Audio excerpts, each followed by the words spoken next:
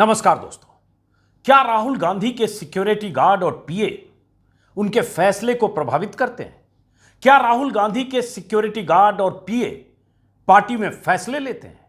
और अगर ऐसा है तो वो गार्ड कौन है, वो पीए कौन है जिनकी तरफ 5 पन्ने की इस चिट्ठी में इशारा किया गया है?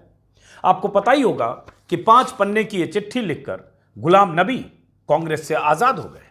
आजाद ने वैसे तो इस चिट्ठी में कांग्रेस लीडरशिप पर और भी कई तरह के संगीन आरोप लगाए, लेकिन एक बड़ा आरोप यह भी है कि राहुल के सिक्योरिटी गार्ड और पीए कांग्रेस में फैसले लेते हैं। इस चिट्ठी में बहुत तीखा हमला राहुल की कोठरी पर भी किया गया है। आज हम जानने की कोशिश करते हैं कि राहुल गांधी की कोठरी में कौन कौन लोग हैं, वो कौन लोग हैं जो राहुल गांधी के आसपास रहते हैं, जिन्हें गुलाम नबी आजाद ने अपनी चिट्ठी में 5 पन्ने की चिट्ठी में चापलूसों की नई मंडली कहा है। टीम राहुल क्या है जिसका जिक्र कई बार आता है, कहां बैठती है, इस टीम में कौन कौन लोग हैं? राहुल गांधी की इस टीम को लेकर कई बार सीनियर कांग्रेस लीडर नाराज क्यों रहते हैं? गुलाम नबी आजाद ने सिक्योरिटी गार्ड का जिक्र किसके लिए किया?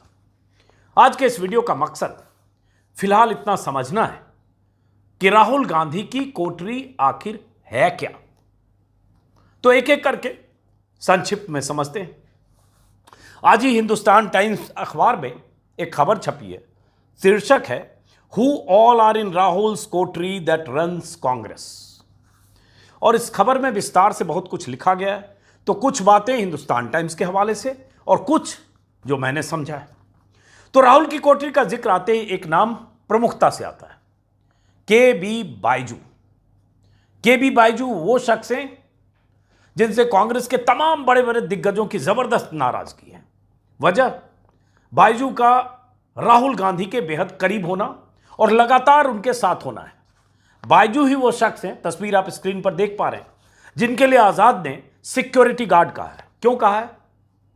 बायजू पहले एसपीजी में सुरक्षा अधिकारी थे। एसपीजी मतलब स्पेशल प्रोटेक्शन ग्रुप। 2010 में उन्होंने एसपीजी की नौकरी छोड़ दी। फिलहाल बायजू राहुल गांधी की सुरक्षा और इंटेलिजेंस टीम के इंचार्ज। राहुल गांधी जहां भी जाते हैं, कहीं भी देश, किसी भी शहर में, किसी भी रैली में, कहीं भी किसी कार्यक्रम में, वहां की सुरक्षा के इंतजाम चाक चौबंद हैं या नहीं, ये बायजू देखते हैं। चूंकि बायजू राहुल गांधी के सारे ट्रेवल प्लान को मैनेज करते हैं, इस नाते उनकी भूमिका पावरफुल हो जाती है। पार्टी में उनका कोई औपचारिक पद भले ना हो, लेकिन बीते कुछ सालों में उनका कद काफी बढ़ा है, ऐसे कांग्रेस के कई नेताओं का कहना है।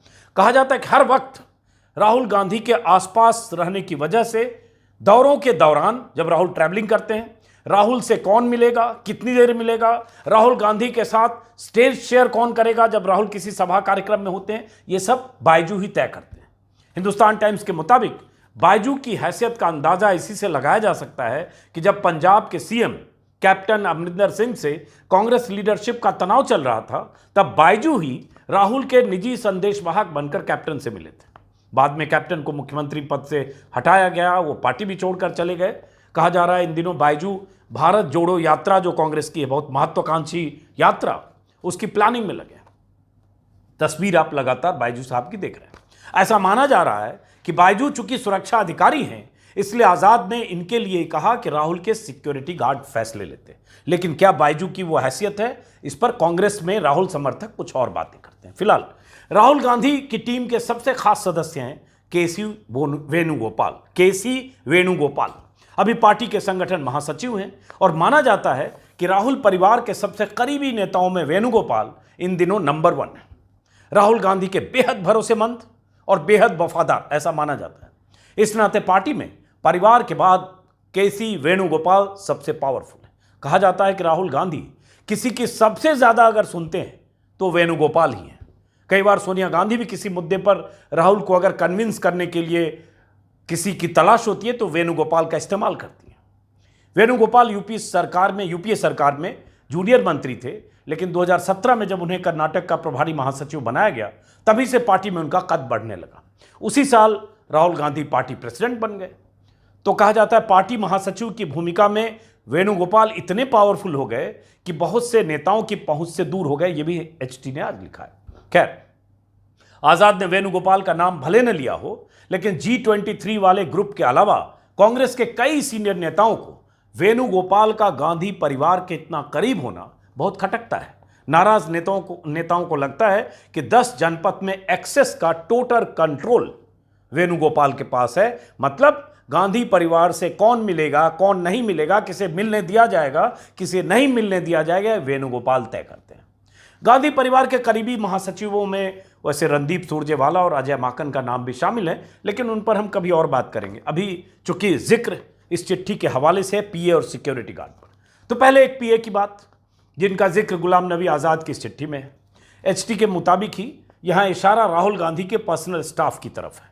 इनमें एक हैं अलंकार सवाई।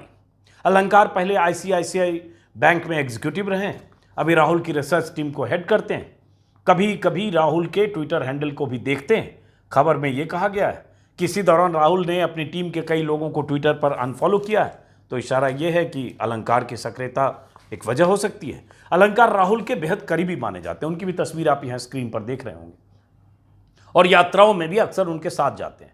अलंकार के बारे में एक और बात कही जाती है कि कई बार पार्टी मामलों में भी पर्दे के पीछे से उनका दखल होता है। कुछ रिपोर्टर्स से आज मैंने बात की तो उन्होंने ये बताया कि कई राज्यों के कांग्रेस नेताओं से उनके व्यक्तिगत संपर्क हैं, व्यक्तिगत संपर्क में वो रहते हैं।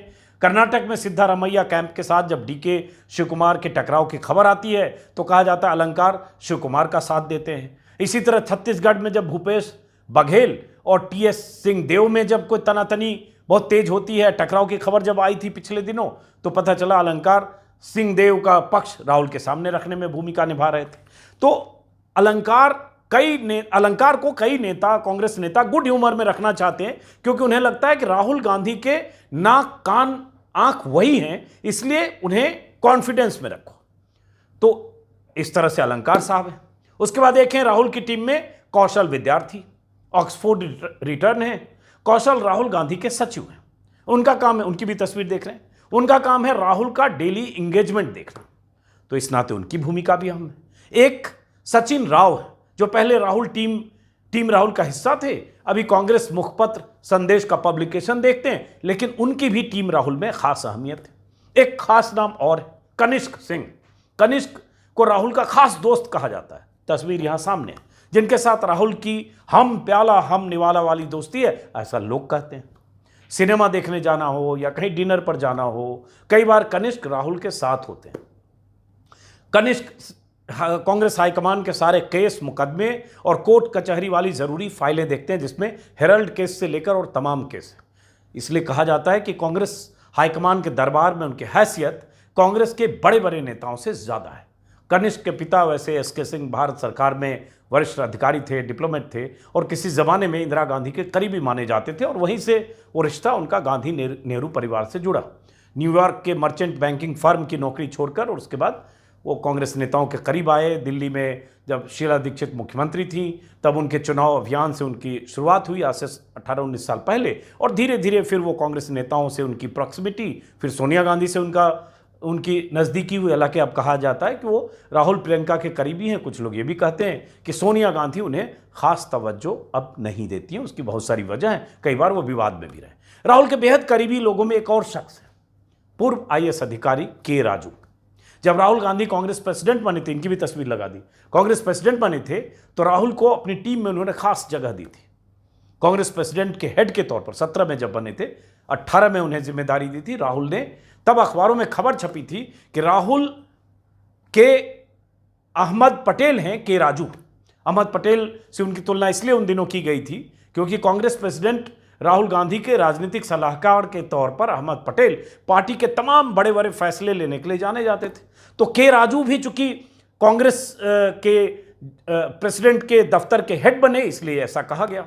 और अब SC ST OBC की जो सेल है उसका वो उसके मुखिया है। उन दिनों राहुल गांधी के तुगलक लेन वाले घर पर, बंगले पर बैठते थे, और ज़्यादातर सदस्य जो टीम राहुल के हैं, पॉलिटिकल लीडर्स को छोड़कर, वो राहुल गांधी के तुगलक लेन वाले बंगले से ही ऑपरेट करते हैं। तो कांग्रेस के कुछ नेताओं को लगता है कि राहुल गांधी ऐसे लोगों पर ज़्यादा भरोसा करते हैं या निर्भर रहते हैं जो सियासी बैकग्राउंड के नहीं हैं।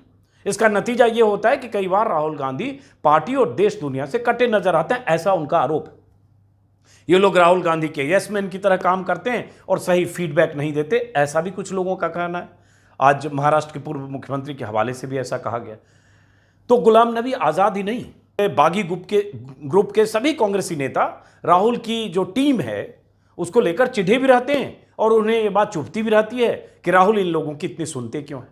गुलाम नबी आज़ाद ने तो जो आरोप लगाए, इसमें इतने संगीन आरोप हैं, एकदम ऐसा कि राहुल गांधी और सोनिया गांधी ने कैसे कांग्रेस को बर्बाद किया, उसका जवाब कांग्रेस के दर्जनों नेता कल से लगातार दे रहे हैं। एक एक करके सारे नेता बता रहे हैं कि 50 सालों में गुलाम नबी आज़ाद को पार्टी ने क्या नहीं दिया, फिर भी गुलाम नबी आज़ाद दगाबाज निकले। ये भी कहा जा रहा है कि गांधी परिवार से दगाबाजी करके आज़ाद मोदी के गुलाम हो रहे हैं, मोदी के गेम प्लान का हिस्सा बन रहे हैं। ये भी कहा जा रहा है कि आज़ाद कश्मीर में बीजेपी की मदद के लिए पार्टी बना रहे हैं ताकि चुनाव के बाद उन्हें कुछ मिल जाए। एक थ्योरी ये भी चलाई जा रही है, कुछ 4-5 सीटें अगर कश्मीर से घाटी से जीत ले आए तो उन्हें हो सकता है मुख्यमंत्री बना दें। गांधी परिवार के प्रति वफादारी जताने के लिए जुबानी मिसाइलें आज़ाद पर लगातार दागी जा रही है। जिसे भी मौका मिल रहा है वो बाहर आकर बोल रहा है। ये भी पूछा जा रहा है कि आज़ाद को पार्टी की हार और नाकामी का ठीकरा सोनिया और राहुल पर फोड़कर पार्टी से निकल गए आज़ाद, जबकि खुद कोई जिम्मेदारी नहीं ली। 50 साल रहे, अहम पदों पर रहे, उनकी भी कोई जिम्मेदारी थी कि नहीं? उनकी नाकामियों की लिस्ट भी गिनाई जा रही, इत्यादि इत्यादि इत्यादि। लेकिन मूल सवाल यही है कि क्या कांग्रेस को अपने ढांचे में बहुत फेरबदल करने की जरूरत है? क्या कांग्रेस हाईकमान को अपनी शैली में बदलाव करने की जरूरत है? क्या राहुल गांधी को चंद लोगों की कोठरी से बाहर निकलकर पार्टी नेताओं से व्यापक विमर्श की जरूरत है? आखिर क्या वजह है कि बीते 8 सालों में करीब 250 सांसदों और विधायकों ने पार्टी छोड़ दी? इनमें कई बड़े नेता शामिल हैं, नाम गिनाऊंगा तो आप सबको जानते ही हैं। ज्योतिरादित्य सिंधिया से लेकर कपिल सिब्बल, गुलाम नबी आज़ाद ताजा मामला है ही। मनीष तिवारी और आनंद शर्मा भी मुहाने पर खड़े हैं। आज मनीष तिवारी का भी एक कर्रा सा बयान आया। मनीष तिवारी ने कहा है कि कांग्रेस नेताओं के चपरासी हमें पाठ न पड़े।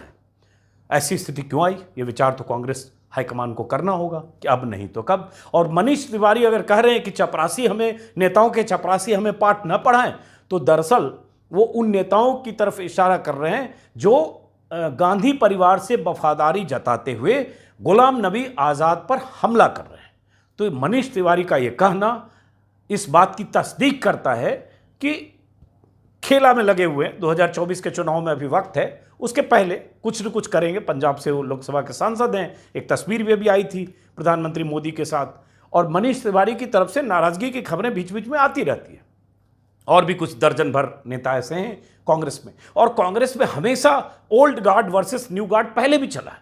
और एक लंबी लिस्ट अभी मेरे पास वो भी है कि टीम राहुल में जो यंग लीडरशिप थी 2014 के पहले, खासतौर से अगर देखें 2004 से 2014 के बीच, वो सारे युवा नेता जो राहुल गांधी के बहुत करीबी माने जाते थे, वो ज्यादातर कैसे धीरे धीरे पार्टी छोड़कर चले गए।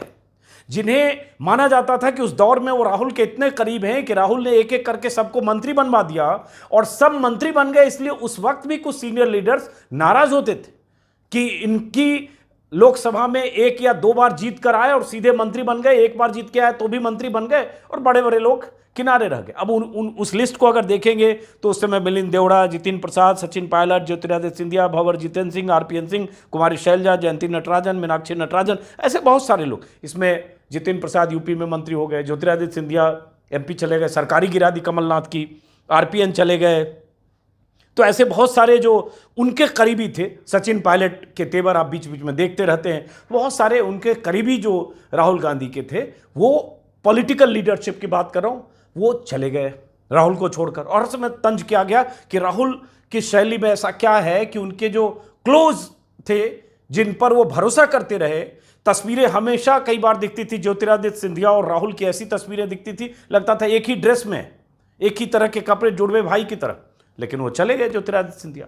तो ये सारे सवाल पर कांग्रेस नेतृत्व को चिंतन करने की जरूरत है। गुलाम नबी आज़ाद के इन आरोपों पर कांग्रेस नेता या कांग्रेस के बड़े बड़े नेता दिग्विजय सिंह से लेकर और प्रवक्ता तक लगातार हमलावर हैं। यूथ कांग्रेस के प्रेसिडेंट हो, पवन खेड़ा हो, तमाम नेता सब बयान दे रहे हैं, वो अपनी जगह है। और कुछ सवाल ये वाजिब भी है कि गुलाम नबी आज़ाद ने अगर सारा ठीकरा कांग्रेस नेतृत्व पर फोड़ा तो उनकी जिम्मेदारियां भी थी। जब जब अलग अलग राज्यों में प्रभारी के तौर पर उनकी भूमिका थी और जहां कांग्रेस का सफाया हो गया।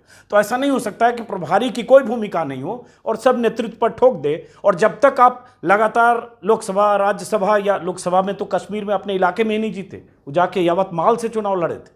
तो जब आपको सब कुछ मिला और जब अभी राज्यसभा की सदस्यता नहीं मिली, तब कहा गया वो नाराज हुए, और नाराज हुए तो ये सब चिट्ठी लिखकर 5 पन्ने के चले गए। तो चलिए इसका जवाब नेता लोग दें, वो भुगतें, वो समझें, लेकिन कुछ सवाल हैं जिनका जवाब आत्मचिंतन करने की ज़रूरत कांग्रेस को है।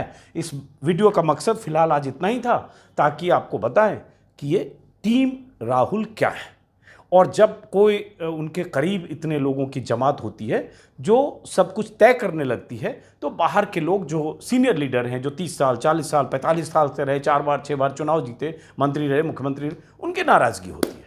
अब उस नाराज़गी को दूर करने की जिम्मेदारी या उनसे संपर्क और संवाद करने की जिम्मेदारी राहुल गांधी की है और सोनिया गांधी की।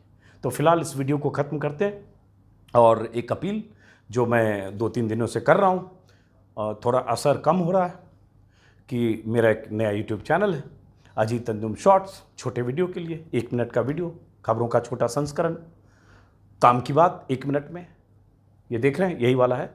तो इसको आप सब्सक्राइब करिए, सब्सक्राइब बटन दबाइए, बगल में घंटी है वो बजाइए, ताकि आपको नोटिफिकेशन आए, थोड़ा प्रचार प्रसार हो। और ये वाला चैनल जिस पे आप ये देख रहे हैं, बहुत सारे लोग चालाकी क्या करते हैं, देखते निकल जाते हैं, ना सब्सक्राइबर वाला वो करते हैं, ना बगल में घंटी बजाते हैं, ये ठीक नहीं है, ये चालूपंथी ठीक नहीं है। दोनों काम करके नमस्कार।